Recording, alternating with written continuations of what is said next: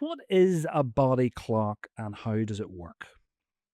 If we just step back and think about what our bodies and our biology is supposed to do, it's deliver the right stuff at the right concentration to the right tissues and organs at the right time of day. And we have to have this change because of course we live on a planet that revolves once every 24 hours and the demands of activity, rest, sleep are completely different. We're in very different sort of metabolic or cognitive states across the day.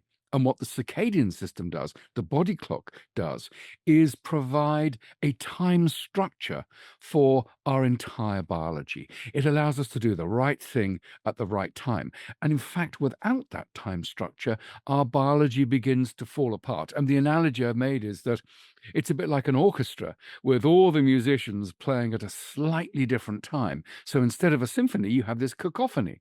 And what the circadian system does is a bit like the conductor, which is give a time signature to make sure that everything happens in the right order and the right time.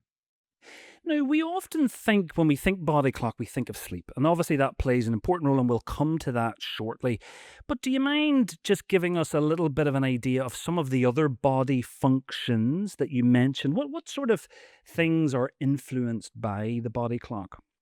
Well, you name it. I mean, so in anticipation of going to sleep, our core body temperature drops, our metabolic rate changes somewhat.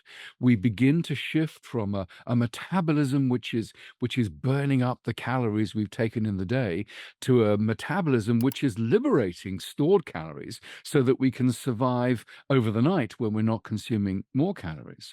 If we look at our anticipation of waking up in the morning, our core body temperature rises, our heart rate rises, our liberation of glucose into the circulation goes up, all anticipating the increased demands of activity. And you also find that our cognitive abilities will change markedly over the day. So for adults, we're peaking in our cognitive abilities around about noon. It depends upon the individual, whether you're a morning type or an evening type, but our cognitive abilities really show a profound change, such that in the early hours of the morning, our ability to process information is worse than if we consume sufficient alcohol to make us legally drunk. That gives you a sense of the dynamic changes. So, just about anything. Another area I think which is fascinating is immune function.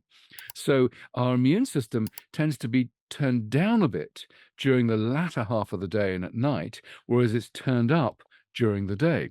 And this has been translated in some very interesting areas, such as vaccination. So, vaccination for one of the flu viruses in 70-year-olds showed that the antibody response was threefold higher if the vaccination was given in the morning rather than the late afternoon. So, just about everything is being modulated by this internal day, this internal representation of time.